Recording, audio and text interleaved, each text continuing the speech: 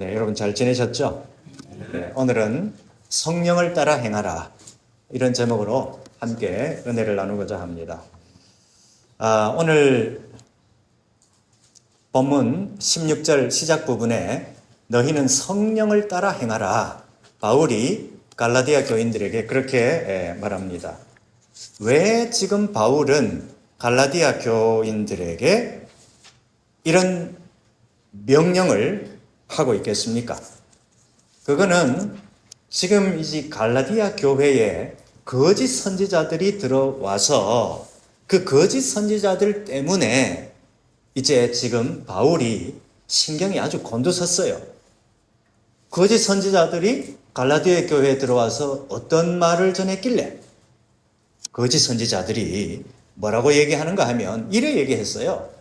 갈라디아 교인들아, 당신들 이 바울한테 지금 뭔가 좀 속고 있다. 바울은 당신들한테 예수 그리스도를 믿음으로만 구원받는다. 그래 얘기하지. 근데 사실은 예수를 믿는 것도 중요하지만 예수를 믿는 것 가지고는 1% 부족하다. 뭐 받는데? 구원 받는데. 그런 식으로 이 거짓 선지자들이 얘기를 했다는 겁니다. 그러면 1% 부족한 거를 어떻게 채운다? 라고 이 사람들이 말했는가 하면은 예수를 믿는 것 플러스 거기에다가 할례를 행해야 되고 유대 전통, 유대 율법을 지켜야만, 아니 유대 율법도 지켜야만 그래야 구원을 받는다.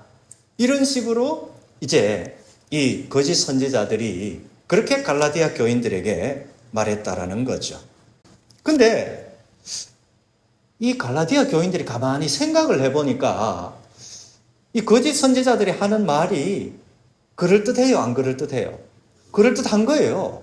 왜 그럴듯한 건가 하면 자기들이 생각해봐도 아이고 나는 아무것도 한 거 없는데 그냥 예수를 믿는다, 예수님을 믿음으로 받아들인다, 그것만 갖고 내가 영원한 지옥, 영원한 사망에서 영원한 생명으로 옮겨지는 건데 내가 예수를 단지 믿는 것만 가지고 그게 일어난다? 그러니까 이거 아닌 것 같다는 생각이 뭔가 드는 거예요. 뭔가 조금 부족하다는 생각이 든다 이겁니다. 그러니까 지금 이 갈라디아 교인들이 거짓 선지자들의 얘기를 들어보니까 그 말이 맞는 것 같다 이 얘기입니다. 그래서 갈라디아 교인들이 거짓 선지자들의 이런 다른 복음에 넘어가 가지고 예수 믿는 것만 가지고는 부족하고 그 사람들이 말하는 유대 율법을 지키려고 애쓰고 힘쓰고 율법을 다시 따라가는 그런 모습을 바울이 지금 알게 돼 가지고 바울이 갈라디아서를 써 가지고 지금 급하게 갈라디아 교회에 보낸 내용이 우리가 지금 보고 있는 이 갈라디아서라 그 말씀입니다. 자, 저를 보십시오. 지금 이 다른 복음, 바울이 말하는 이 다른 복음, 다시 말해서 믿음에 더해가지고 유대 율법을 따라가야만 구원을 받는다라고 하는 이 다른 복음은 뭔 말인가 하면 예수님의 십자가 사건, 십자가 복음의 진리를 완전히 무너뜨리는 것하고 마찬가지라는 얘기입니다. 바울은 갈라디아 교인들이 이런 다른 복음을 따라가는 것을 갖다가 뭐라고 말하는가 하면 육체의 욕심을 따라가는 거다. 그렇게 말하고 있습니다. 여기서 이제 육체라고 하는 말은 하나님을 떠난 상태다. 또는 하나님을 거스르는 상태다. 또는 하나님을 대적하는 상태. 이거를 갖다가 육체라. 그렇게 말하고 있습니다. 다시 말해서 믿음 외에 다른 뭐를 갖다가 구원의 조건으로 그렇게 덧붙이는 것은 어떤 상태라고요? 하나님을 떠난 상태라 이거예요. 믿음 외에 다른 무엇을 구원의 조건으로 덧붙이는 것은 하나님을 대적하는 상태라 바로 그렇게 말하는 거다. 바로 그 얘기입니다. 그래서 바울이 지금 갈라디아 교인들에게 성령을 따라 행하라 이렇게 강력하게 외치고 있는 거죠. 여러분 우리가 예수님을 믿음으로 사망의 길로 달려가던 그런 열차에서 우리가 이제 탈출을 했어요. 그리고 생명의 길로 가는 열차에 탔습니다. 갈아탔습니다. 그래서 우리 신분이 죄의 종의 상태에서 이제 성령의 인도를 따라가는 생명의 길로 우리의 신분이 하나님의 자녀로 이렇게 변화가 된 겁니다. 죄의 종에서 하나님의 자녀로 신분이 변화가 됐는데 이 신분이 변화된 것을 우리가 잘 느껴요? 못 느껴요? 처음에는 잘 느끼지 못합니다. 잘 느끼지 못해요. 내가 정말로 생명의 길을 향해서 가는 열차로 갈아탄 걸까? 이런 의심이 들 때가 있다고 하는 얘기입니다. 이런 마음을 누가 준다? 세상이 주고 마귀 사단이 우리에게 와서 속삭인다. 바로 그 얘기입니다. 근데 그래서 이제 내가 한 게 아무것도 없는데 갑자기 내가 예수님을 믿는다고 해도 그래서 내 신분이 바뀐다? 이거는 뭔가 좀 부족하다. 이런 느낌을 갖게 된다는 겁니다. 최소한 내가 거기에 한 게 있어야 좀 안심이 되고 뭔가 그렇게 될 것 같다는 생각이 든다는 겁니다. 그러나 여러분, 오늘 우리가 내가 예수님을 나의 주님으로 믿고 내 입으로 시인을 하면 그 순간 누구든지 하나님의 자녀로 변화가 되는 거예요. 하나님의 자녀로 변화가 돼요. 이건 제가 하는 말이 아닌데, 그럼 그건 뭘로 그 말을 보증할 건데, 이렇게 말하면 하나님의 말씀이 이거를 보증하고 있다 이 얘기입니다.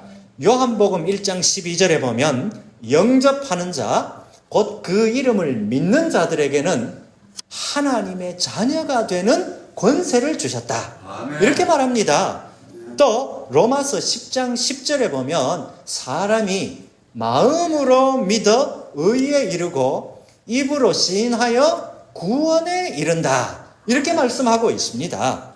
여러분, 우리가 예수님을 믿는다는 것, 그래서 우리 신분이 죄의 종에서 이 하나님의 자녀로 변화가 되었다는 것, 이거는요, 단지 우리가 예수를 믿으니까 조금 더 능력 있는 사람이 되었다, 힘든 일을 내가 더 잘 참을 수 있는 그런 사람이 되었다, 내가 다른 사람들보다 복을 좀 더 많이 받는 사람이 되었다, 그 정도 차원에서 생각할 문제가 아니라고 하는 얘기입니다.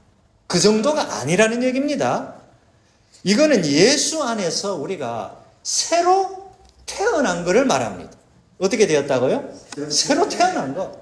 그래서 born again 그렇게 말하잖아요. 뭡니까? 거듭났다 그렇게 말해요. 예수 안에서 새로 태어난 거예요. 새로 태어난. 하나님께서 성령을 통하여서 예수 안에서 우리를 새롭게 태어나게 하셨다. 이게 바로 예수를 믿는 자에게 주시는 하나님의 그러한 은혜입니다. 여러분 한번 생각해 보십시오. 세상에 누구든지 이 땅에 한 생명이 태어날 때 그 태어난 아기는 자기가 태어나는데 그 아기가 무슨 일을 했습니까? 아무 기여도 안 했어요. 아무것도 한 게 없습니다. 그냥 자기 부모에 의해서 태어난 거예요. 그렇죠? 이처럼 우리가 예수 안에서 새로 태어났다, 예수 안에서 거듭났다 하는 것도 우리가 새로 태어나는데 우리 자신이 거기에 기여한 거는 있다 없다? 아무것도 없다. 하나님께서 그렇게 새로 태어나게 해 주신 것이다. 그래서 구원이 하나님의 전적인 은혜라 그렇게 말하는 거 아니겠습니까? 그래서 구원은 하나님의 전적인 은혜입니다.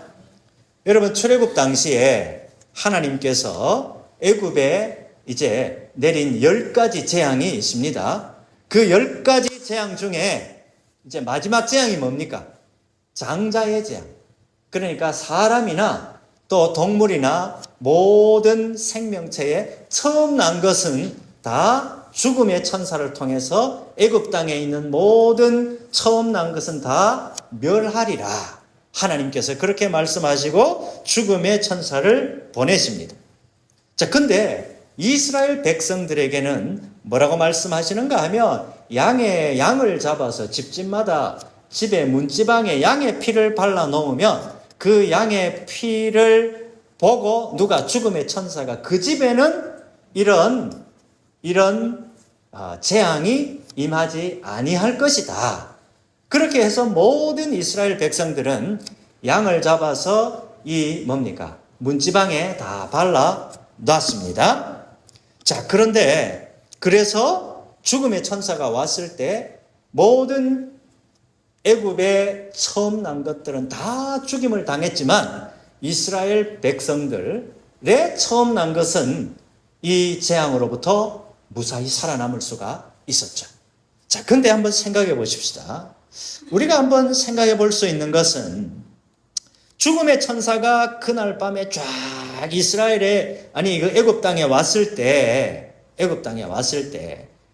문지방에다가 양의 피를 발라 놓은 이스라엘 백성들 중에서도 양의 피를 발라 놓기는 했지만 마음속에 두려움이 생겨가지고 두려워가지고 마음을 졸이면서 한잠도 못 잔 사람도 있었을 수도 있는 거 아닌가. 여러분 그렇게 생각해 볼 수가 있겠죠. 혹시나 죽음의 천사가 내가 우리 문지방에 발라놓은 이 피를 보지 못하면 그러면 우리 집에 처음 난 장자, 우리 집에 소나 양이나 이런 처음 난 것들은 다 죽임을 당할 텐데 어떻게 하지? 이 죽음의 천사가 내가 발라놓은 양의 피를 못 보고 지나치면 어떻게 하지? 이렇게 불안해하면서 뜬 눈으로 밤을 새운 사람도 있지 않았을까?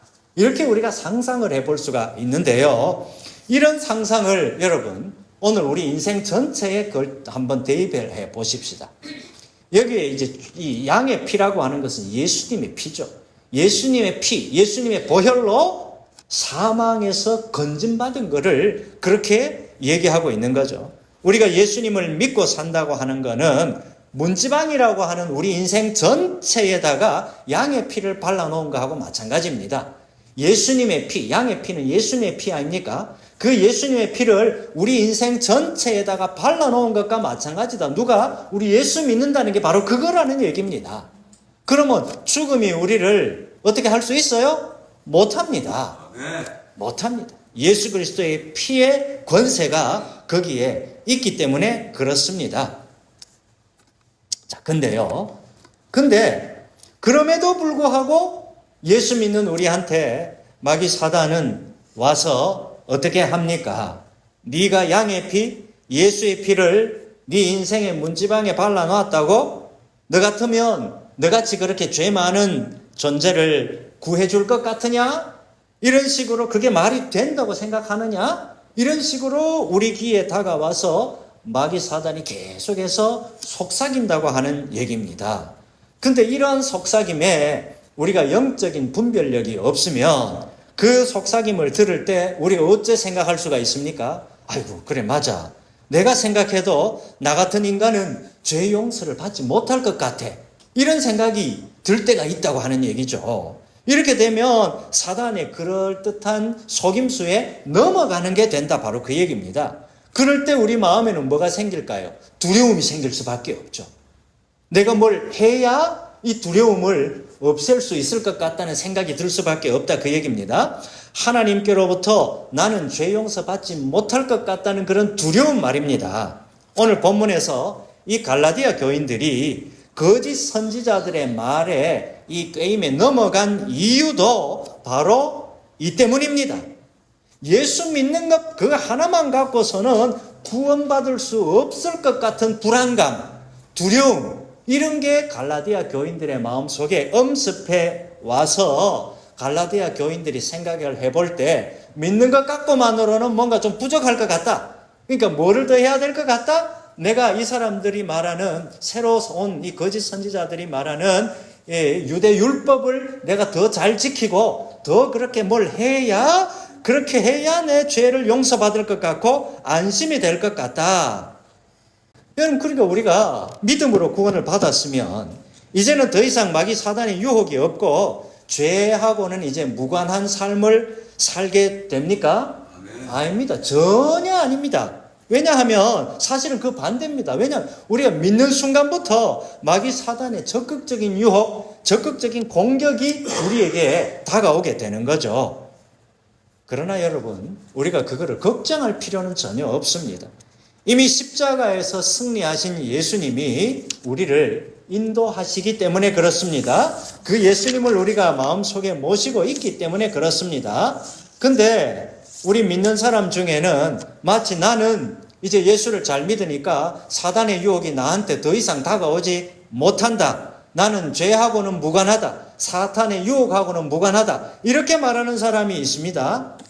나는 목회자이니까, 나는 중직자니까 마귀 사단은 내 옆에 얼씬도 못한다. 죄나 유혹이나 이런 건 나하고는 상관없다. 이렇게 말하는 사람이 있다면 그거는 참으로 잘못된 얘기입니다. 그렇게 말하는 사람은 자신이 다른 사람들하고는 다른 나는 높은 영적인 어떤 높은 권위를 갖고 있다고 착각하기 때문에 그런 식으로 생각한다. 바로 그 말씀입니다. 사실은 정반대예요. 목회자일수록, 교회 중직자일수록, 교회에서 중요한 인물일수록, 하나님 나라의 중요한 인물일수록 마귀 사단의 집중적인 공격의 대상이 된다. 바로 그 얘기입니다. 여러분 우리 주변에 보면 오늘날도 그렇고 옛날에도 그렇고 앞으로도 그럴 겁니다. 엄청난 하나님의 능력을 발휘하는 사람, 엄청난 하나님의 영향력을 발휘하는 그러한 귀한 사람들이 하루아침에 순식간에 넘어지는 경우를 우리가 얼마나 자주 보았어요. 과거에도 그랬고 지금도 그렇습니다. 앞으로도 그렇습니다. 그 이유가 뭡니까? 마귀 사단은 하나님의 나라에 더 귀하게 쓰임받는 사람을 향해서 집중적으로 유혹하고 죄에 빠지도록 하고 그렇게 공격하기 때문에 그 유혹에 넘어가게 된다. 바로 그런 사람을 넘어뜨려야 하나님의 나라가 무너지니까. 그런 사람을 넘어뜨려야 마귀 입장에서는 그런 사람을 넘어뜨려야 그 사람의 영향을 받는 많은 사람들이 영적으로 무너지니까 그래서 그런 사람을 집중적으로 공격하게 되는 이유가 바로 그 얘기고 그래서 하나님 나라에 귀하게 쓰임받는다고 생각하는 사람을 위해서 여러분이 열심히 기도해 줘야 하는 이유가 바로 그 이유다. 바로 그 얘기입니다. 여러분 우리가 예수를 믿지만 우리는 영적으로 완성된 존재는 아직 아닙니다. 우리가 예수를 믿음으로 이미 예수님이 십자가에서 승리하신 그 승리의 약속에 오늘 저와 여러분이 모두가 다 참여하고 있기는 있습니다. 예수님이 이 공적인 생애를 시작하시기 전에 40일 금식 기도를 하셨잖아요. 그렇죠? 그 기도하신 후에 그 다음에 마귀에게 시험받으러 이제 광야로 나가셨죠. 예수님이 누구에게 시험받았다고요? 마귀 사단에게 시험받았어요. 누가? 예수님이 그것도 40일 기도한 다음에 마귀 사단에게 시험받았다라는 말은 뭘 얘기하고 있습니까? 오늘 저와 여러분도 믿음 위에 굳게 서려고 하면 할수록 누구의 공격이 있을 수 있다? 마귀 사단의 공격이 있을 수가 있고 마귀 사단의 시험이 우리에게 다가올 수가 있다. 이거를 말해주는 거 아닙니까? 예수님이 시험을 받는데 여러분 오늘 저와 여러분은 시험 안 받는다? 아닌 거죠. 그렇습니다.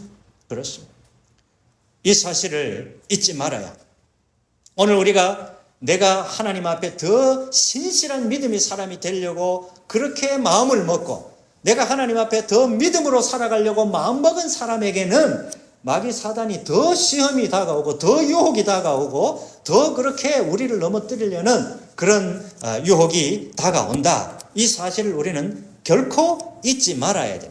여러분 우리 일생 동안 그래서 이 영적인 전쟁이 계속되는 것. 우리는 잘 느끼지는 못하지만 영적 전쟁이 계속되는 것. 근데 여러분 우리는 잘 느끼지는 못하지만 영적 전쟁이 계속되는. 근데 여러분 우리는 이미 십자가에서 승리하신 예수의 이름을 의지하고 나가면 어떤 사단의 시험도 능히 이길 수가 있는 거예요. 그래서 예수의 이름으로 나가면 승리할 수가 있다. 바로 이 약속을 저와 여러분이 갖고 있습니다. 여러분 데살로니가 5장 16절 이하에 여러분 우리가 잘 아는 말씀이 있습니다. 항상 기뻐하라. 쉬지 말고 기도하라. 범사에 감사하라. 그 다음 무슨 말씀이 나오는가 하면 이는 그리스도 예수 안에서 너희를 향하신 하나님의 뜻이니라. 그렇게 말씀합니다. 이 말씀은 나는요 내 의식이 살아있는 동안에, 아니 내 꿈속에서도 항상 하나님하고 내가 지금 동행하고 있다, 하나님과 교제하고 있다, 이거를 항상 내 의식이 살아있는 동안 계속해서 생각하고, 그래서 기뻐하고 기도하고 감사하는 이 줄을 놓치지 말아라. 바로 그 얘기입니다. 왜 놓치지 말아야 합니까? 그것이 바로 한순간도 그걸 놓치지 말아야 그것이 바로 우리 믿는 우리를 향한 하나님의 뜻이기 때문에. 아멘. 그렇죠?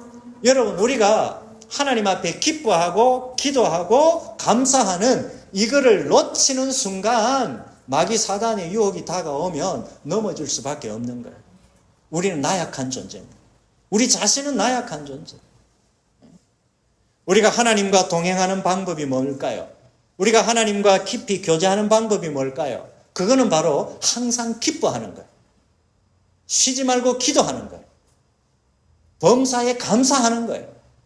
이 동아줄을 붙잡고 있는 동안은 어떤 마귀 사단의 유혹이 다가온다 하더라도 우리는 넘어지지 않습니다.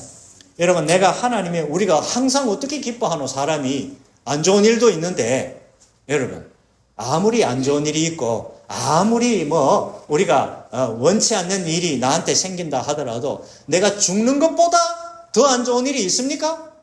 없죠. 근데 내가 죽음에서 나를 생명으로 구원해 준, 거듭나게 다시금 태어나게 해주신 구원의 은혜를 생각하면 항상 기뻐하지 않을 수가 없는 겁니다. 하나님이 내 일거수일투족을 보고 계시고 나와 함께 하고 계시다는 사실을 내 머릿속으로 인식을 하면서 항상 하나님 앞에 기도하고 항상 하나님 앞에 감사하고, 이게 이제 안테나가 하나님하고 내하고 연결되어 있다는 거 아닙니까?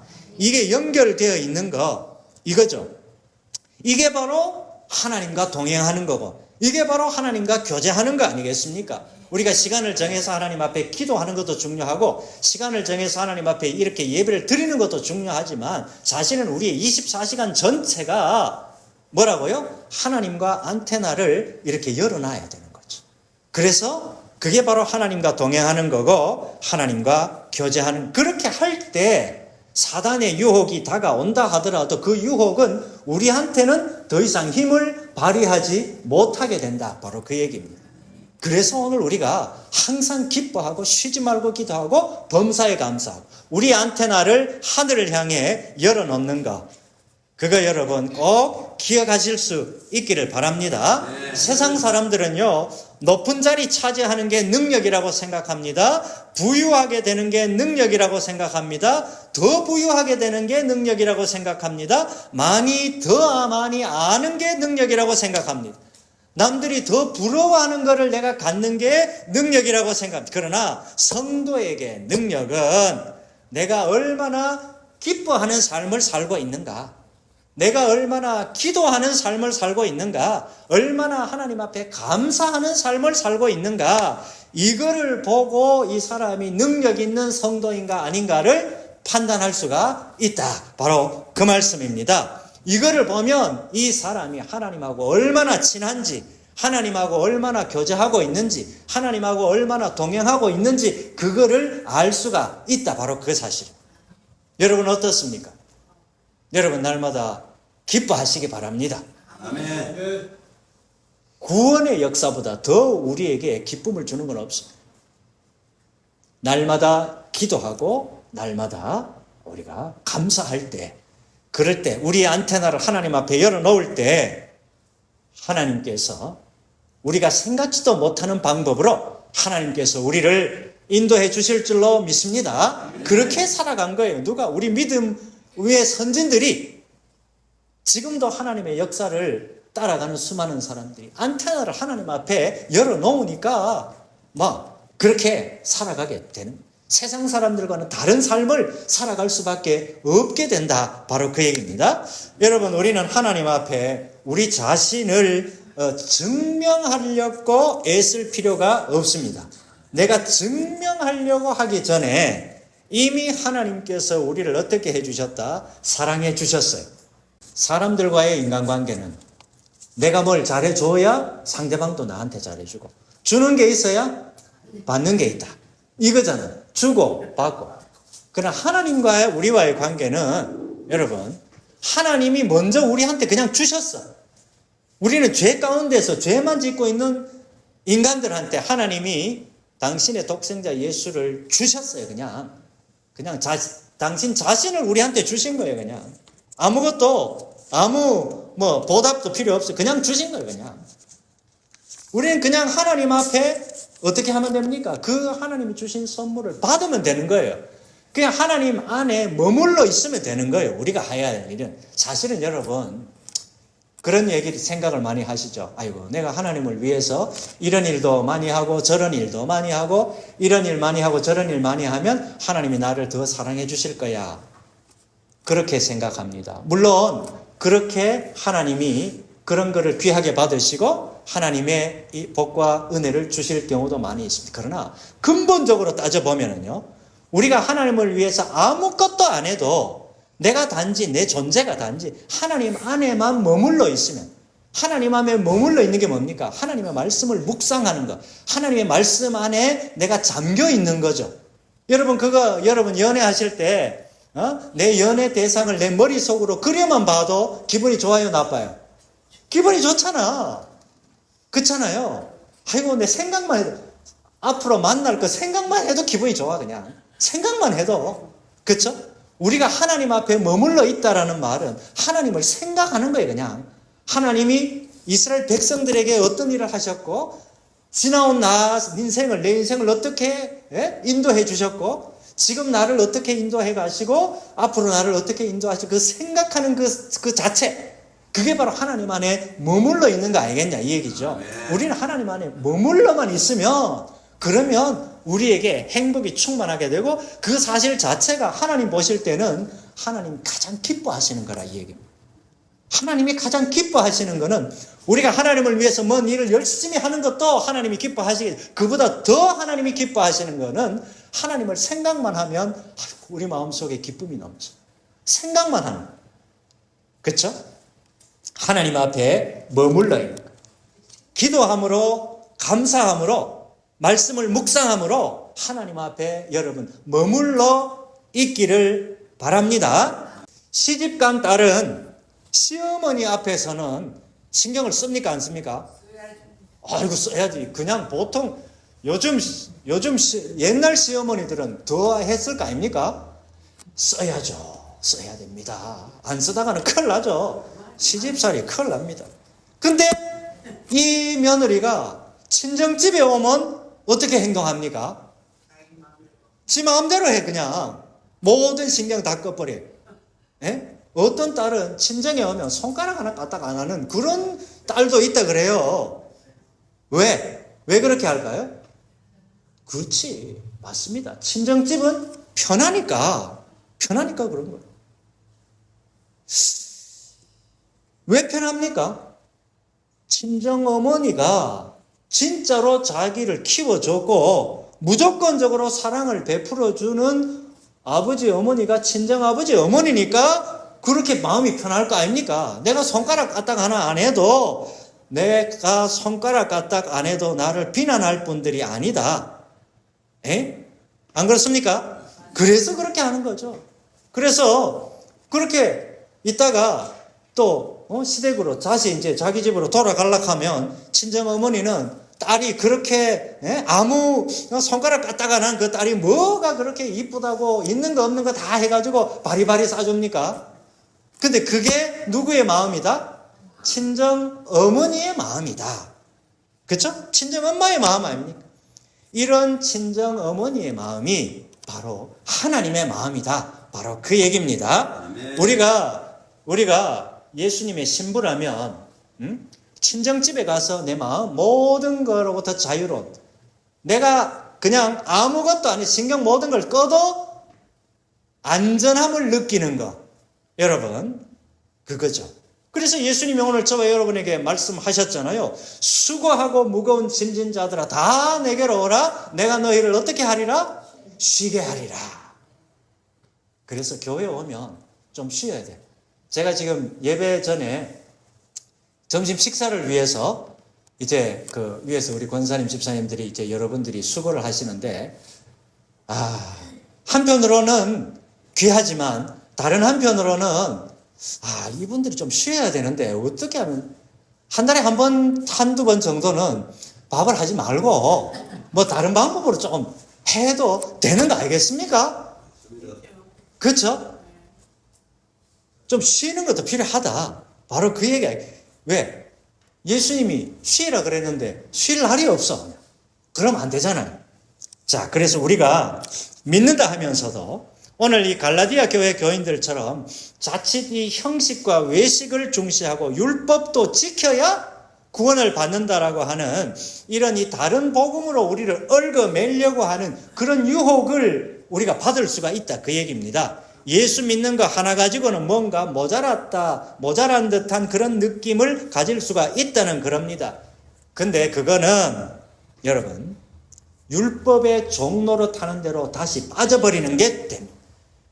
그러므로 여러분 그런 율법에 매이면 자연 우리가 어떻게 되냐? 육체의 욕심을 이루는 대로 나가게 됩니다. 육체는 뭐라고요? 하나님을 떠난 상태고 하나님을 대적하는 상태로 나가게 된다. 바로 그 얘기입니다. 복음을 떠나고 하나님을 대적하는 육체를 따르게 되면 결국 그 사람은 어떻게 된다? 하나님의 나라를 유업으로 받지 못한다고 오늘 말씀하고 있잖아요. 그렇습니까? 오늘 본문 24절에 그리스도 예수의 사람은 육체와 함께 그 정욕과 탐심을 십자가에 못 박았느니라. 여러분 오늘 우리가 성령의 소욕을 따름으로 성령의 열매를 우리 삶 가운데서 주렁주렁 다 맺을 수 있기를 바랍니다. 아멘. 주일날 교회에 와서 여러분 가장 중요한 게 뭘까요? 그거는 예수님의 십자가의 부활, 이 부활의 축제에 우리가 참여하는 게 가장 중요합니다. 뭐가 중요하다고요? 부활의 축제에 참여하는 것. 이 축제에 참여를 해서 그 구원의 축제를 즐기고 누리는 것, 이게 우리한테 가장 중요한 거예요. 뭐 하는 거? 누리는 거. 근데 여러분 오늘날 교회에 와서 이 축제에 참여하고 이 축제를 즐기며 누린다라는 그런 느낌을 받습니까? 받아야 돼요. 안 받으면 그런 축제에 참여한다라는 느낌을 가지도록 해야 됩니다. 아멘. 자, 예배를 드리면서 우리가 성도의 교제를 나누면서 우리가 성경 공부를 하면서 축제의 기쁨과 자유를 누리고 안식을 누리고 그렇게 하기 위해서 주일날 교회에 나온다 이겁니다. 그러면 우리도 모르는 사이에 죄로 물든 우리의 몸과 영혼과 마음이 십자가의 피로 정결하게 되고요. 우리의 몸과 영혼에 우리도 모르는 사이에 치유의 역사가 나타나게 된다. 바로 그 말씀입니다. 주님 주시는 힘으로 새로운 힘과 능력을 갖고 세상을 살아나갈 수 있는 힘과 능력이 그 축제에 참여하는 사람에게, 그 축제를 즐기는 사람에게 그 새로운 힘이 부어진다. 바로 그 얘기입니다. 세상에 많은 사람들도 왜 토요일도 되고 주일도 되면 저 산에 가고 들로 가고 막 나갑니까? 그래 나가고 쉬어줘야 월요일부터 또 금요일까지 열심히 일할 힘이 재충전된다고 생각하니까. 그렇죠? 우리가 영적으로 재충전되는 거는 이 부활의 축제, 이 예배의 축제, 그리고 이 교회 안에서 서로 성도의 교제를 나누고 함께 이 교회 생활을 하면서 이 가운데서 여러분 뭡니까? 이 전체를 가리켜서 부활의 축제에 참여하는 거라고 말한다면 이 부활의 축제에 참여함으로 통해서 우리에게 영적인 힘이 새로 생기고 이 힘을 갖고 또 한 주간 승리하면서 살아가게 될 줄로 믿습니다. 아멘. 그렇게 해야 우리가 복음 안에서 죄로부터 자유를 누리는 귀한 인생을 살아갈 수가 있다. 여러분 성령의 인도로 이 귀한 생 살아가는 저 여러분 모두가 되시기를 주님의 이름으로 축복합니다.